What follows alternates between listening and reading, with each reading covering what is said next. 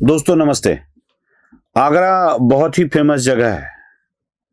आगरा में बहुत सारी चीजें दुनिया में जानी जाती है और सबसे पहले तो अजूबा ताजमहल। सुना है ताजमहल ने अपनी कौन सी तो एक बेबी, कितने नंबर की थी पता नहीं मुझे, 14वीं डिलीवरी में बुरहानपुर में मर गई और उसकी याद में एक मकबरा बनवाया गया जिसका नाम था ताजमहल। वह ताजमहल तो दुनिया के अजूबों में है। अजीबो गरीब आदमी तो ही अजूबे बना सकते हैं। प्यार के पागलपन की हद, पूरे राष्ट्र के संपत्ति को अपनी बीवी के मेमोरियल पर उड़ा देने की पागलपन की हद, इसका प्रतीक है ताज। अगर सच में तेजो महल था ताज तो वह भी एक पागलपन है, हिंदुओं के धर्मस्थलों को उखाड़ फेंकने का पागलपन। आगरा में पागलपन का एक बड़ा मेमोरियल है और दूसरे सबसे जगह है वह है पागलों का दवाखाना, अस्पताल। भारत भर के बड़े बड़े पागलों का इलाज आगरा में होता है। कहा जाता है कि आगरा सबसे बड़ा पागल खाना है। मुझे सरकार से अपील करनी है कि आगरा के पागल खाने के दरवाजे अब खोल दिए जाए, क्योंकि जितने भी कांग्रेसी नेता है वह पागल होने की कगार पर है और इनको उसी पागल खाने में भर्ती कराने की आवश्यकता है। मानसिक संतुलन बिगड़ चुका है और बिगड़े मानसिक संतुलन के कारण यही कांग्रेसी नेता अब उसी आगरा के पागल खाने में भर्ती कराने के लायक हो गए हैं। एक एक चीज मैं आपको दिखा रहा हूं, समझेंगे आप, धीरे धीरे बढ़ते पागलपन की तरफ जाएंगे। ये कांग्रेस की एक प्रवक्ता है, क्या नाम है उसका, सुप्रिया श्रीनेत। ऐसे ही बड़बोले प्रवक्ता रख दिए गए हैं और यही प्रवक्ता इनकी कब्र खोदते जाते हैं। अभी कब्र खोदना ये शब्द यहां पर बिल्कुल लागू होता है, क्योंकि कांग्रेस ही तो लिबरल है जिनकी कब्र खोदी जाती है, वरना भारतीय जनता पार्टी वाले तो उनकी चिता जलाई जाती है, कब्र खोदी नहीं जाती। ये सुप्रिया श्रीनेत अमित शाह के मुख से साला शब्द सुनकर आंख बबूला हो गई। सुन लीजिए। अमित शाह के मुंह से साला शब्द सुनकर सांप सूंघ गया क्या? और इसमें कुछ तो इतने बेशर्म है कि साला को स्लैंग बता रहे। सुना सुप्रिया जी, राहुल गांधी के कुछ शब्दों को मैं आपको सुनाना चाहता हूं। साला शब्द तो अक्सर इस्तेमाल किया जाता है। साला वो सुनता ही नहीं है, साला उसने नहीं सुना।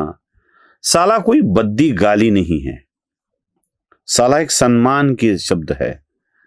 रिश्ते में पत्नी के भाई को साला कहा जाता है और साले को बड़े सम्मान के साथ रखना पड़ता है।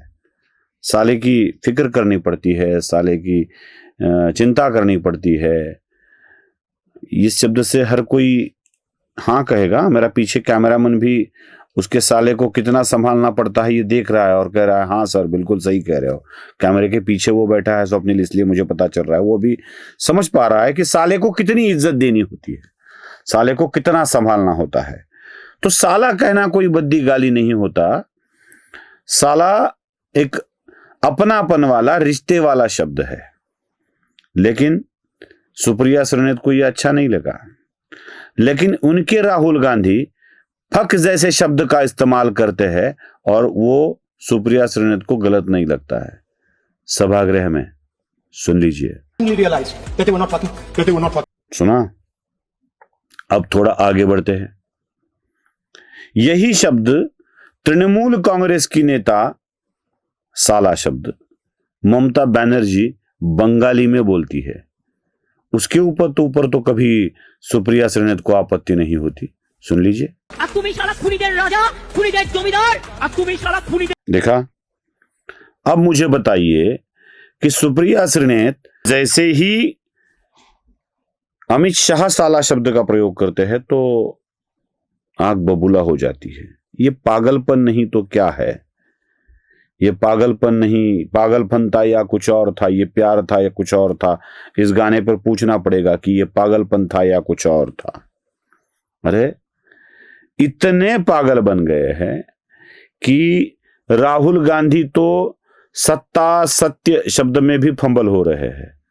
पिछले वाले फंबल तो छोड़ दो, सत्ता और सत्य के फंबल और बाकी चीजें मैं दिखा रहा हूं, देख लीजिएगा। हमारे धर्म में सत्य को सबसे जरूरी माना जाता है। हमारे धर्म में कहा जाता है सत्यम शिवम सुंदरम। आपने सत्यमेव जयते भी सुना होगा, सुना है? हमारी विचारधारा, हिंदुस्तान की विचारधारा, हिंदू धर्म की विचारधारा, दुनिया के हर धर्म की विचारधारा कहती है कि सत्य सबसे जरूरी है। और भगवत कहता है सत्य का कोई मतलब नहीं है, सत्ता जरूरी है।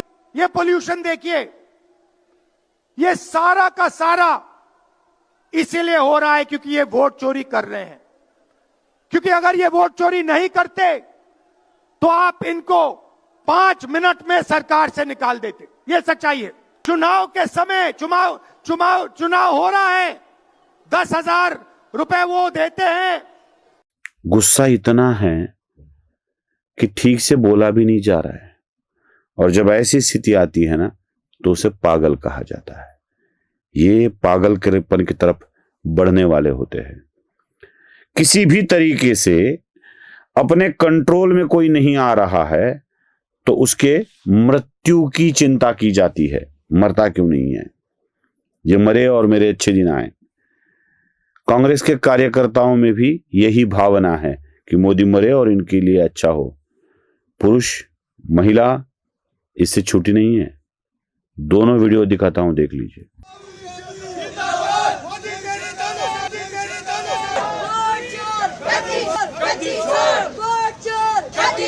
मोदी तेरी कमर खुदेगी, आज नहीं तो कल खुदेगी। मोदी तेरी कमर खुदेगी, आज नहीं तो कल खुदेगी।